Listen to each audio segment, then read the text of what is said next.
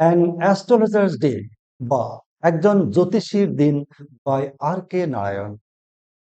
তোমরা প্রায় সকলেই জ্যোতিষী বা অ্যাস্ট্রোলজার সম্পর্কে জানো, কিন্তু আজ তোমাদেরকে আমি এমন একজন জ্যোতিষী বা অ্যাস্ট্রোলজার সম্পর্কে গল্প বলবো, তোমাদের মন ভরে যাবে।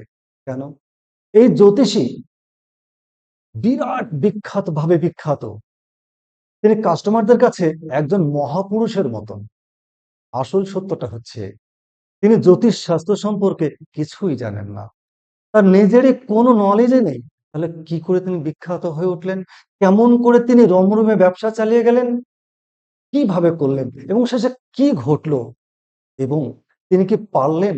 তিনি তার এই জ্যোতিষশাস্ত্র সম্পর্কে না জেনেও তিনি সবশেষ কি সফল হলেন? আর যদি নাই হন, কেন হলেন না? কি ঘটলো শেষে? এই নিয়ে আজকে জমজমাট কাহানি। WBCSSE এর first pros and astrologers day. জানো এতে 4 নম্বর থাকবে, 4খানা এমসিকিউ থাকবে। আর এমসিকিউ মানে কিন্তু বেশ কঠিন, কেননা লাইন তুলে দিয়ে ওয়ার্ড তুলে দিয়ে কোশ্চেন করবে। এক্স্যাক্টলি ওই টপিকটা না জানলে কিন্তু তোমাদের প্রশ্ন করতে খুবই প্রবলেম হবে। তো তাহলে কি করতে হবে? প্রতিটি ওয়ার্ড, প্রতিটি সেন্টেন্সের মিনিং যদি টু দি পয়েন্ট জানা থাকে, তোমাদের আমি বাজি ধরে বলছি তোমাদের কোনো নোট বই কোথাও যেতে হবে না। শুধু টেক্সট যদি ওয়ার্ড বাই ওয়ার্ড পড়া থাকে, আমি যেভাবে পড়াবো তোমাদেরকে আমি দিব, তোমাদের কোথাও কখনো কোনো সমস্যায় পড়তে হবে না। So let's go. প্রথম আমরা আসছি an astrologers day writer R K Narayan. এবার আর কে ফুল নাম কি? রাশিপুরম কৃষ্ণস্বামী আয়ার নারায়ণ স্বামী, এটা হচ্ছেন তার ফুল নাম। তার জন্ম কোথায়? Was born Rasipuram Krishnaswami Iyer Narayanaswami was born on 10 October 1906 Madras in India. আর মারা যান কবে? 13 মে 2001, এজড 94। 94 বছর তিনি বেঁচে ছিলেন। চেন্নাইয়ে তিনি মারা গেছেন, তামিলনাড়ু চেন্নাইয়ে, ইন্ডিয়া। পার্ট 1। যেহেতু টোটাল টেক্সটটা একটা বড় হয়ে যাবে ভিডিওটা, তাই আমি 50-50 করে দিচ্ছি। আজ 50, পরের দিন 50, এবং তারপরে বিপুল সম্ভারের একদম পরীক্ষা উপযোগী তোমাদের কোশ্চেন আমি এই চ্যানেলেই পাবলিশ করব। So let's go. তার আগে আমরা একটুখানি আর কে নারায়ণ সম্পর্কে একটু জেনে নেব, কেননা আমাদের রাইটার সম্পর্কে জানলে পরে লেখাটা বুঝতে কিন্তু আমাদের খুব ইজি হয়ে যাবে। দেখো কি, R K Narayan, R K Narayan he was a great Indian writer of English. আমাদের ভারতবর্ষের one of the top most English writers হলেন R K Narayan. He upholds the beauty and grace of Indian English before the world. সমস্ত পৃথিবীতে তিনি ভারতীয় ইংলিশের যে মাধুর্যতা এবং সৌন্দর্য এবং ভারতীয় ইংলিশটাকে আহ সমস্ত পৃথিবীর অর্থাৎ ইংলিশ লিটারেচারকে কিভাবে সমৃদ্ধ করেছে, এটা কিন্তু এই আর কে নারায়ণই করেছিলেন। He wrote a huge number of short stories and novels. প্রচুর শর্ট স্টোরি, ছোট গল্প লিখেছেন, উপন্যাস লিখেছেন। He was acclaimed for making India accessible to the outside world through his literature. তার যে লেখনী বা তার যা লিটারেচার সাহিত্য, এই সাহিত্যের মধ্য দিয়ে ভারতীয় সাহিত্য এবং ভারতীয় ল্যাঙ্গুয়েজ সমস্ত পৃথিবীর ল্যাঙ্গুয়েজকে সমৃদ্ধ করতে পারে, এবং সমস্ত পৃথিবীতে আমাদের ভারতীয় ল্যাঙ্গুয়েজকে বা লিটারেচারকে তিনি একটা অন্য মাত্রায় পৌঁছে দিয়েছিলেন, এবং আমাদের ল্যাঙ্গুয়েজে তাদের নেবার মতন সেটা অ্যাক্সেসিবল করে তুলেছিলেন এই মহান লেখক। He depicts the picture of common people of India. তিনি তিনি এই যে দীর্ঘ তার জীবনে তিনি ভারতীয় সাধারণ মানুষের জীবন কাহানিকে তিনি সুন্দরভাবে জীবন্ত করে তিনি তুলেছিলেন। সোর্স অফ দ্য টেক্সট, এই যে গল্পটা আজকে আমরা কোথা থেকে নেওয়া? It is the opening story of collection of stories Malgudi days. তার যা কালেকশন, বিভিন্ন প্রচুর গল্প আছে মালগুড়ি ডেজ, তার ফার্স্ট চ্যাপ্টার হচ্ছে এইটাই। সেটিং অফ দ্য টেক্সট, এই গল্পটা টোটাল সেট করা আছে কোথায়? ফিকশনাল টাউন মালগুড়ি, অর্থাৎ একটা কাল্পনিক এরকম কোনো শহর পার্টিকুলারলি নেই, ঠিক এই শহরকে কেন্দ্র করে সুন্দর করে অত্যন্ত নিখুঁত একজন শিল্পীর মতন করে সুন্দর করে দেখো কিভাবে চিত্রিত করেছেন। শুরু করছি text. পাংচুয়ালি at midday he opened his bag and spread out his professional equipment. একদম দিনের একদম দুপুরবেলা নির্দিষ্ট সময় ধরে একদম মানে সময়ানুবর্তিতার সহিত দুপুর বেলাতে কি করলেন, তিনি এলেন, তার যে নির্দিষ্ট জায়গা আছে সেখানে কি করলেন, ওপেন হিজ ব্যাগের মধ্যে তার ব্যবসা সংক্রান্ত বা জ্যোতিষশাস্ত্র চর্চা করবার জন্য যা আনুষঙ্গিক লাগবে সমস্ত কিছু নিয়ে তিনি চলে এলেন। তার পেশাগত সমস্ত সরঞ্জাম এনে কি করলেন, ব্যাগে করে নিয়ে এসে সেই ব্যাগটা খুললেন এবং ছড়িয়ে দিলেন বা গুছিয়ে নিলেন। কোথায়? হুইচ কনসিস্টেড অফ আ ডজন কাউরি শেলস। অর্থাৎ এই যে ইকুইপমেন্ট বলছি, একজন জ্যোতিষীর তো কিছু উপকরণ চাই। সেই উপকরণগুলি কি ছিল? কনসিস্টেড অফ, এগুলো কিন্তু ভীষণ ইম্পর্টেন্ট কোশ্চেন। কি কি ছিল তার মধ্যে? এ ডজন কাউরি শেলস। কাউরি শেলস মানে একটা মেরিন একটা অবজেক্ট। সেটা কি আমরা বাংলায় বলি কি কড়ি, সেটাকে বলছে কাউরি শেলস। তিনি ১ ডজন মানে ১২টি কাউরি শিলস এনেছেন। আ স্কোয়ার পিস অফ ক্লথ, একটা ৪ কোনা একটা এক টুকরো কাপড় with obscure mystic search on it। আর সেই যে কাপড়টা ৪ কোনাকার কাপড়টা এনেছেন ছোট, সেই কাপড়ের মধ্যে obscure খুব দুর্বোধ্য, কঠিন, বেশ দুর্বোধ্য ভাষায় মিস্টিক রহস্যময় চার্ট মানে কিছু ছক আঁকা আছে। ওই যে কাপড় ছোট ৪ কোনাকার কাপড়টা এনেছেন, কাপড়টার মধ্যে কি করা আছে? ছক কাটা আছে, সেগুলো খুব রহস্যময় এবং দুর্বোধ্য, ভালো বোঝা যায় না, অস্পষ্ট। হ্যাঁ, বেশ রহস্যময় দিয়ে ছক কাটা রয়েছে একটা কাপড়। আর কি? আর নোটবুক, অবশ্যই নোটবুক এনেছেন। And a bundle of palmyra writing. তো কি করেছে? তালপাতা, পালমারা তালপাতা, তালপাতার পাতা দিয়ে, তাল গাছের পাতা দিয়ে কিছু গুটি গুটি গুটি বানিয়েছেন আহ এক বান্ডল। এগুলো হচ্ছে তার প্রফেশনাল ইকুইপমেন্ট। এগুলো কিন্তু প্রত্যেকটা ওয়ার্ড কিন্তু ইম্পর্টেন্ট। কি কি ছিল? অনেকগুলো অপশন দিয়ে তার মধ্যে একটা কোনটা ছিল না, তাহলে আমরা এই জিনিসগুলো জানলাম না। তিনি জ্যোতিষশাস্ত্র চর্চা করতে এসেছেন বা তার ব্যবসা তিনি খুলেছেন তার নির্দিষ্ট জায়গাতে, ব্যাগে করে এনেছেন, একদম দুপুরবেলা সুন্দর করে তার জিনিসগুলোকে সাজিয়ে তিনি বসে পড়লেন। এবার তাতেই শেষ নয়। His forehead was resplendent with sacred ash and vermilion। তো জ্যোতিষী তো এবার কাস্টমারকে তো কি করতে হবে? কাস্টমারদের মনোযোগ আকর্ষণ করতে হবে। তার তো আগেই বলেছিলাম জ্যোতিষী মানুষের প্রায় বেশিরভাগ মানুষকে আকর্ষণ করে। কেন আকর্ষণ করে? কেননা মানুষ সবাই চায় তার ভাগ্যটাকে আগে জেনে নিয়ে কম পরিশ্রম করে কি করে আয়ত্ত করা যায়। এর জন্য অনেকেরই কিন্তু জ্যোতিষীর প্রতি মারাত্মক আকর্ষণ রয়েছে। তাদেরকে আকৃষ্ট করবার জন্য কি করেছেন? His forehead was resplendent with sacred ash and vermilion. Sacred মানে ভস্ম বা ছাই, এক ধরনের পবিত্র ছাই। এই ছাই কি করতেন? ছাই আর ভার্মিলিয়ান মানে সিঁদুর, লাল রঙের সিঁদুর সুন্দর করে কপালে তিনি কি করেছেন? একদম পুরো নকশা আঁকার মতো সুন্দর করে কি করে নিয়েছেন? মেখে নিয়েছেন। কেন মেখে নিয়েছেন? এগুলো দেখলে পরে কাস্টমাররা আরো আকৃষ্ট হবেন। আর কি? তাতে শুধু নয়, and his eyes sparkled with a sharp abnormal gleam। আর তার চোখ দুটো কি করছে? স্পার্কলড, কি করছে? ঝকমক ঝকমক ঝকমক করছে, ঝকঝক ঝকঝক করছে, আরো উজ্জ্বল দেখাচ্ছে। আর কি? And resplendent, oh sorry, sparkled with a sharp তীক্ষ্ণ অ্যাবনর্মাল গ্লিম। অর্থাৎ এই যে জ্যোতিষী কি করেছেন? তার কপালটা একদম পুরো সিঁদুর আর হচ্ছে ভস্ম দিয়ে এঁকেছেন। আর তার মাঝে তার যে চোখ দুটো, সেই চোখ দুটো কি করছে? স্পার্কলড, চকচক করছিল, ঝকঝক করছিল with a sharp abnormal Glim. একটা তীক্ষ্ণ এবং অস্বাভাবিক একটা জ্যোতি বা একটা দীপ্তি চকচক চকচক করছে। এইরকম কপাল, আম, পুরো সিঁদুর আর ছাই দিয়ে আঁকা, তার পাশে দুটো চোখ, সেই দুটো জলজল জলজল করছে, হ্যাঁ চকচক করছে, তীক্ষ্ণ এবং অস্বাভাবিক জ্যোতি তার চোখ দিয়ে বেরোচ্ছে। which was really a outcome of a continual searching look for customers। লেখক বলছেন তার এই যে উজ্জ্বল জ্যোতি বা অস্বাভাবিক তীক্ষ্ণতা বা চকচক করছে, এটা আর কিছুই নয়। এটা কি অ্যাকচুয়ালি? তিনি অনবরত দীর্ঘদিন ধরে এই যে উজ্জ্বল দৃষ্টি, তীক্ষ্ণ দৃষ্টি দিয়ে অ্যাকচুয়ালি তিনি খদ্দের বা ক্লায়েন্ট বা কাস্টমারকে ধরতেন। তিনি দেখেই বুঝতেন কোন কাস্টমারের, কোন খরিদ্দারের কি প্রবলেম কি। এই যে প্রতিনিয়ত চর্চা করতে করতে যার চোখটা সার হয়ে গেছে। কেন? কিসের ফল এটা? না, continual searching look for customer. তিনি দীর্ঘদিন ধরে চোখ দিয়ে ওরকম কাস্টমার খুঁজতে খুঁজতে তার চোখে এরকম জ্যোতি বা অস্বাভাবিক কোনো জ্যোতি বা তীক্ষ্ণতা লক্ষ্য করা গেছে। But which his simple clients took to be a prophetic light and felt comforted. তো এ হলো তার আম এ হলো তার কাস্টমারকে আকৃষ্ট করবার জন্য সাজ-পোশাক, বা এ হলো তার খদ্দেরকে ধরবার জন্য তার যে উজ্জ্বল দৃষ্টি। কিন্তু এটাই তার যে সিম্পল ক্লায়েন্টস, মানে যারা এই সমস্ত বিশ্বাস করে, তারা তো সরল মানসিকতারই হয়। তারা যুক্তিতর্ক যারা ভালো জানে, বা এডুকেটেড, যারা হাইলি এডুকেটেড, সবাই না, তার মধ্যেও কিছু আছে। তারা তো বিশ্বাস করে না। সাধারণ মানসিকতা সম্পন্ন বা সরল মানসিকতা সম্পন্ন ক্লায়েন্ট, খরিদ্দাররা কিন্তু সেটা বুঝতো না। তারা কি ভাবতো? এই যে তার বেশভূষা, এই যে তার কালার, এই যে তার উজ্জ্বল জ্যোতি চোখ, এই যে তার জিনিস, এগুলো কাস্টমারকে কমফোর্টে সন্তুষ্ট দিত।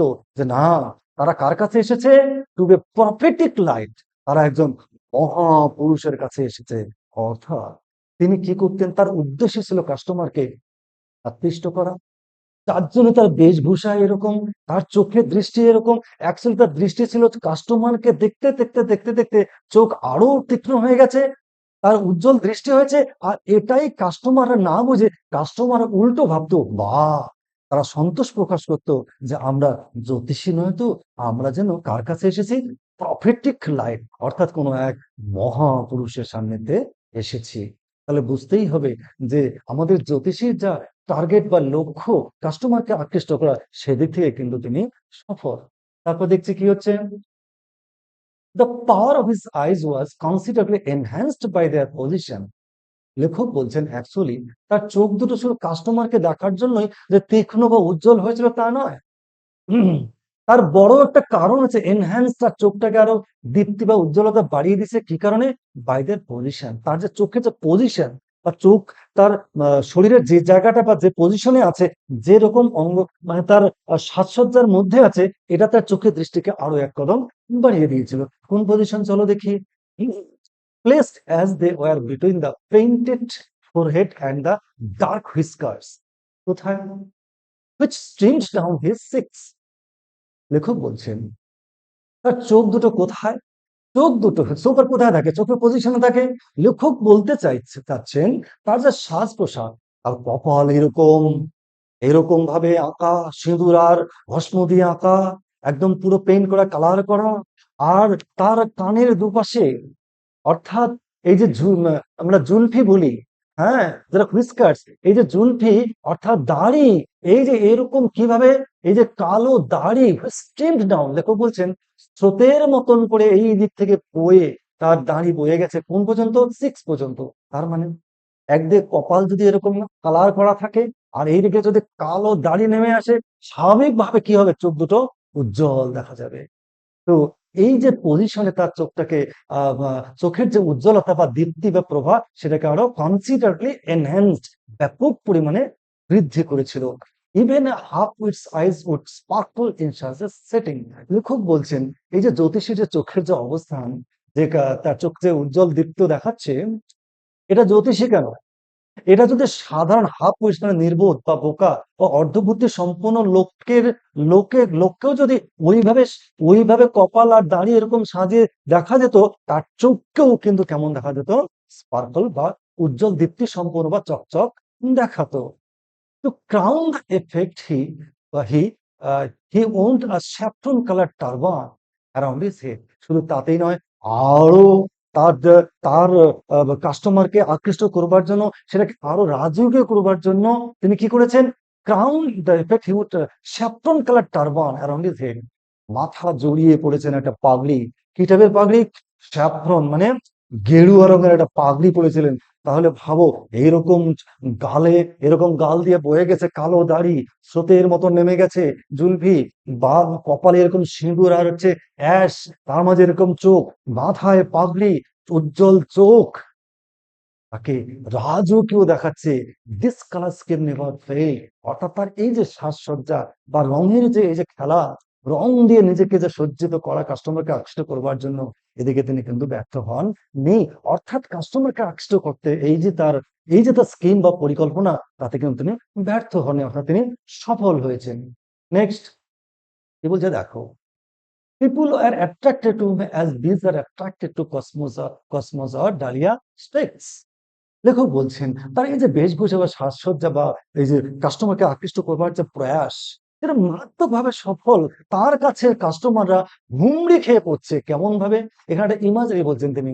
People R attracted to him, মানে সাধারণ জনগণ তার দ্বারা এতটাই আকৃষ্ট হয়ে গেছে, তার কাছে এমনভাবে উপচে পড়া ভিড় করতো, যেমন ভাবে bees are attracted to cosmos আর ডালিয়া স্টেপস। একটা জঙ্গলি ফুল, ডালিয়া বা একটা কসমস ফুল, তার ডাঁটির দিকে, তার ডাঁটির দিকে বা তার ফুলের দিকে যেমন বীজরা, মৌমাছিরা যখন ছুটে যায় মধু সংগ্রহ করবার জন্য, ওই রকম ভাবে কাস্টমাররা হুমড়ি খেয়ে তার কাছে ভিড় জমাতো তাদের ভাগ্য পরীক্ষা করবার জন্য।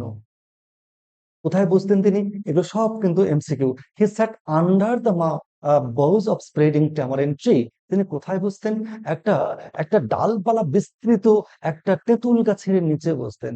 His flanked a path running through the town hall park. এই যে তেঁতুল গাছটা কোথায় ছিল? তেঁতুল গাছটা ছিল একটা টাউন হল পার্কে, একটা রাস্তা বয়ে গিয়েছে।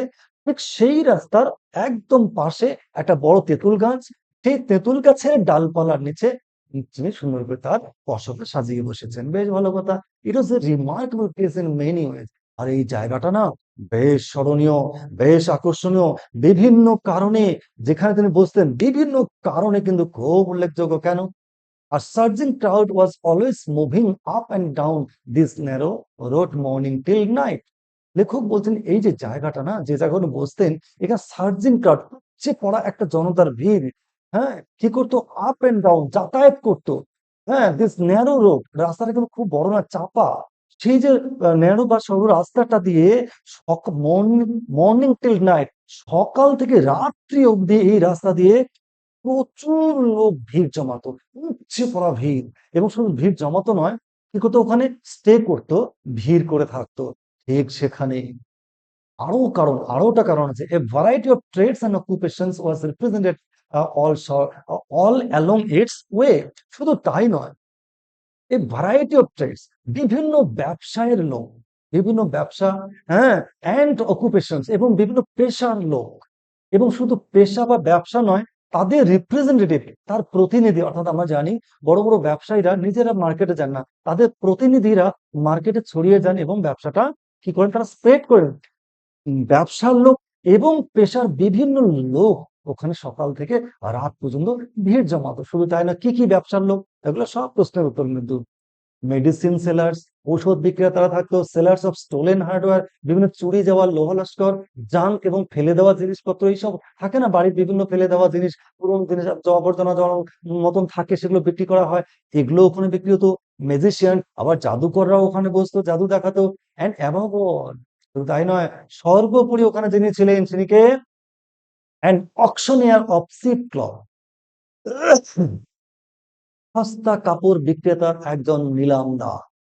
ওই যে থাকে না, আমরা শহরে বা বিভিন্ন জায়গায় দেখতে পাই না, অল্প দামে কাপড় বিক্রি করেন, হাঁক দেন লোককে, একজন নিলামদার ছিলেন।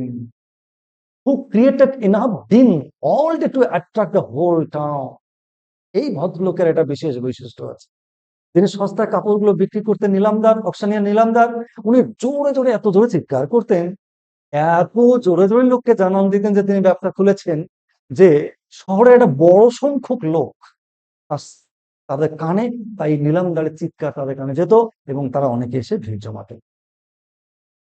তাহলে দেখো, প্রত্যেকটা ওয়ার্ড কিন্তু তোমাদের জানতে হবে, কে কার গলার স্বর বেশি, কে তিনি, তিনি কি বিক্রি করেন, এবং ওখানে কোন কোন পেশার লোক থাকতেন, তিনি কোথায় বসতেন, কোন রাস্তার পাশে, এবং তুলনা কার সঙ্গে তার কাছে ভিড় জমাতো, কেমন টাইপের লোক, কিভাবে কোন ফুলের সঙ্গে তুলনা করা হয়েছে, এগুলো কিন্তু, এইগুলোই দেখলে কিন্তু সব প্রশ্ন তো তোমরা পেয়ে যাবে।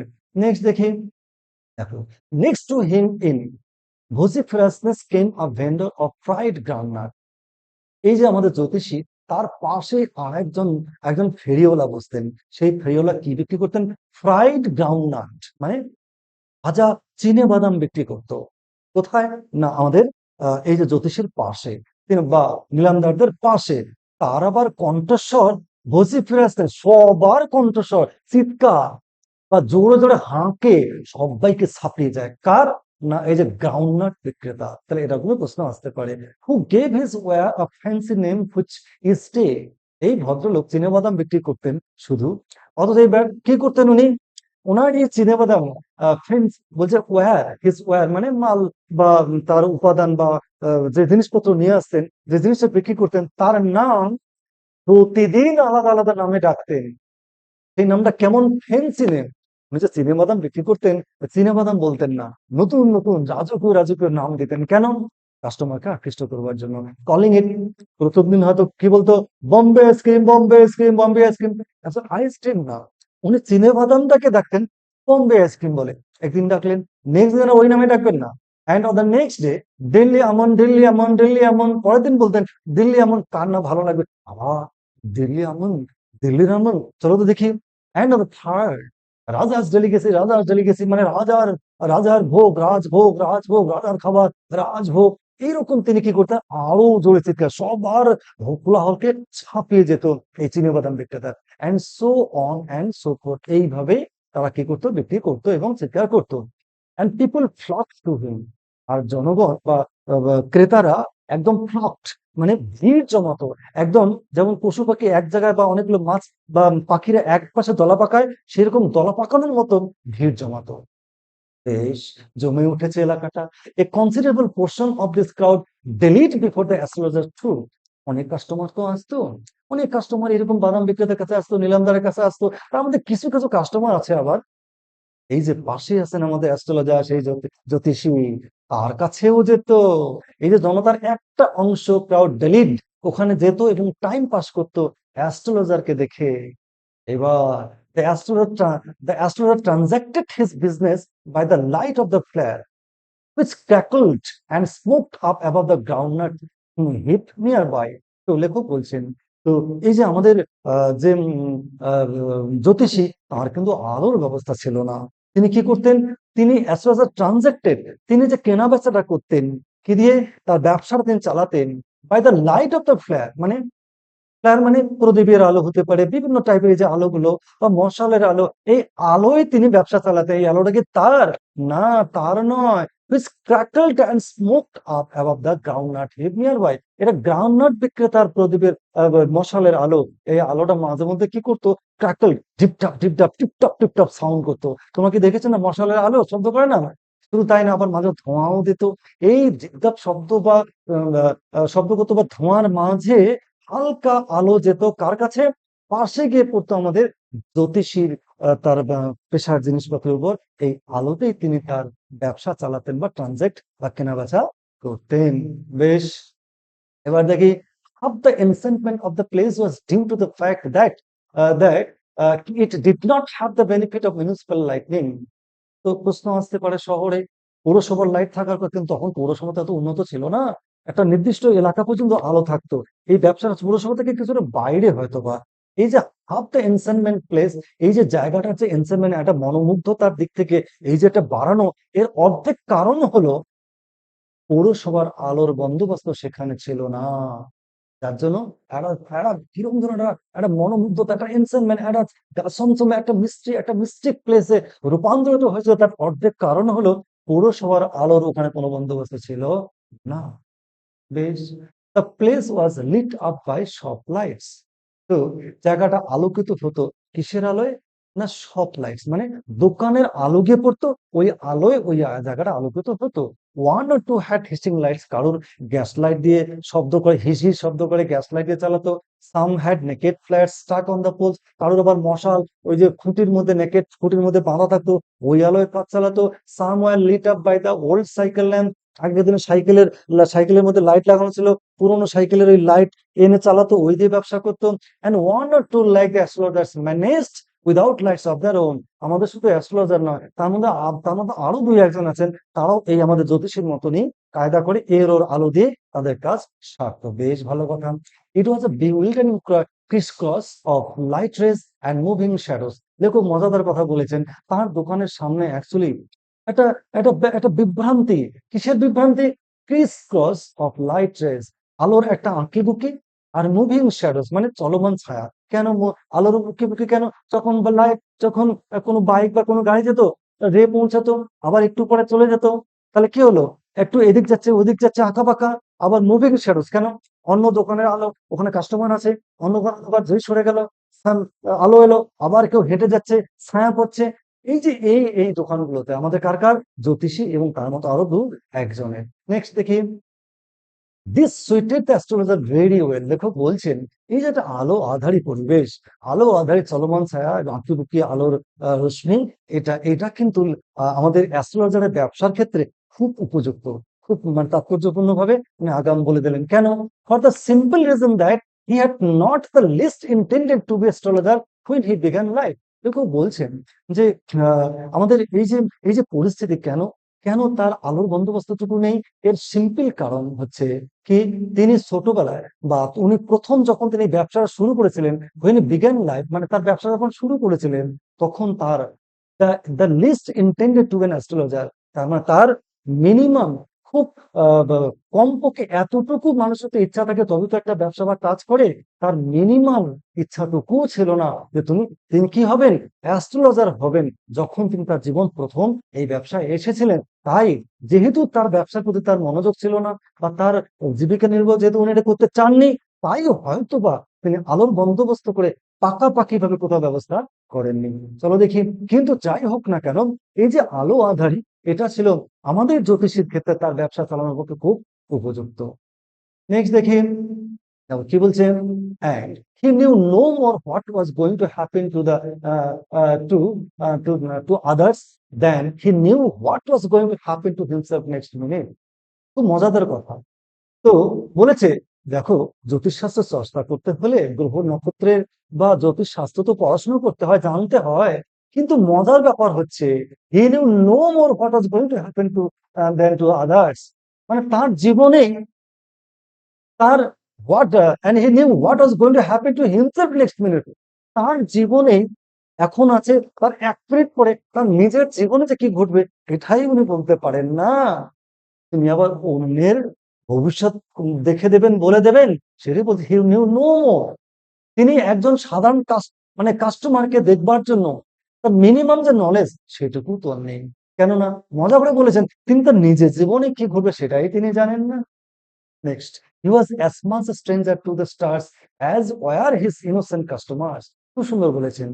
তার যে ইনোসেন্ট বা নিষ্পাপ বা একদম সরল সাদা কাস্টমাররা, তারা গ্রহ নক্ষত্র অর্থাৎ জ্যোতিষশাস্ত্র সম্পর্কে যতটা জানেন, তার থেকেও কম জানেন হচ্ছে আমাদের এই বিখ্যাত জ্যোতিষী। বেশ, খুব মজাদার ব্যাপার। তাহলে সাধারণ মানুষের থেকেও তিনি কম জানেন, তাহলে কি করে উনি চালালেন, তাহলে কি করে তিনি চালিয়ে গেলেন, এটাই হচ্ছে আজকের রহস্য। চলো দেখি। Yet he said things which pleased and astonished everyone। দেখো বলছেন উনি কিছুই জানেন না, তারপরও উনি যা বলতেন এতেই নাকি তার কাস্টমাররা সন্তুষ্ট হতেন এবং হতেন, বাহ, এত বড় জ্যোতিষী, এত কিছু জানেন। That was more a matter of study. লেখক পরক্ষণে পরিষ্কার করে বললেন কারণ কি, কিভাবে করতেন, ম্যাটার অফ স্টাডি, খুব ইম্পর্টেন্ট। তিনি কি করতেন, স্টাডি করেছেন, প্র্যাকটিস করেছেন, অ্যান্ড শিওর গেজ ওয়ার্ক, তীব্র সূক্ষ্ম চতুর অনুমান, 3টা জিনিসের উপর ভর করে তিনি তার ব্যবসাটা চালিয়ে গিয়েছিলেন। জ্যোতিষশাস্ত্র সম্পর্কে জ্ঞান না থাকা সত্ত্বেও 3টা কি কি, স্টাডি, ম্যাটার অফ স্টাডি, জিনিসের উপরে বিভিন্ন বিষয়ে বারবার করে স্টাডি করা, পরীক্ষা নিরীক্ষা করা, প্র্যাকটিস, বারবার অনুশীলন করা, আর সিউড গেজ ওয়ার্ক, খুব চতুর ভাবে আগাম থেকে অনুমান করা। এই যে 3টে জিনিস দিয়ে উনি সুন্দরভাবে চালিয়ে গেছিলেন এবং না জেনেও যেটা দিতেন এতে সাধারণ কাস্টমাররা খুশি হতেন। শুধু খুশি নন, অ্যাস্টনিশড, অবাক হয়ে যেতেন তার নলেজ দেখে। All the same, it was as much an honest man's labor as any other, and he deserved the wages he carried home at the end of a day. Therefore, all the same, it was as much an innocent man's labor as any other।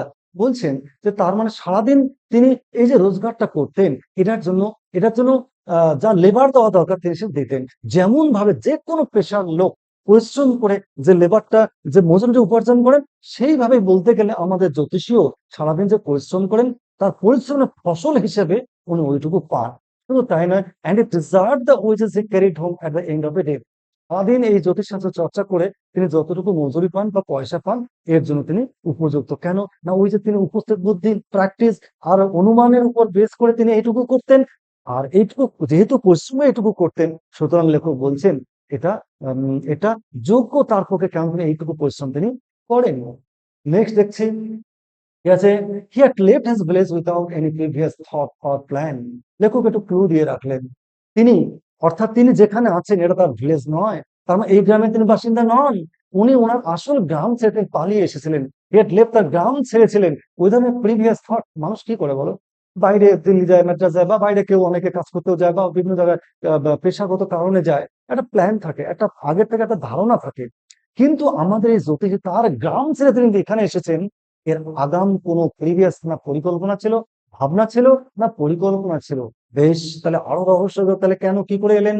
If he had continued there he would have carried on the work of his forefathers. তার মানে লেখক পরোক্ষে বলে দিলেন তার বাড়িতে চাষবাসের কাজ, তিনি যদি তার গ্রামের বাড়িতে থেকে যেতেন তাহলে কি করতে হতো, তার পারিবারিক যে পেশার কাজ, ফোরফাদার্স মানে তার পূর্বপুরুষের যে কাজ, সেটাই হতো তাকে ক্যারি, তাকে করতে হতো। তার পারিবারিক কাজ কি, নেমলি কি কি কাজ? টিলিং দ্য ল্যান্ড, তার বাড়িতে হয়তো চাষবাস করেন, জমির লাঙল দেওয়া, লিভিং, এইভাবে কাজ করে বসবাস করা, জীবিকা নির্বাহ করা, ম্যারিং, তারপরে এজেড হলে বিয়ে করবে, and ripening in his cornfield and ancestral home. আর তারপরে এই ফসল কাটা, বোনা, কাটা, এই করে করে তার জীবনকে রিপেনিং, পরিপক্ক করে তুলতেন অ্যান্ড অ্যানসেস্ট্রাল হোম।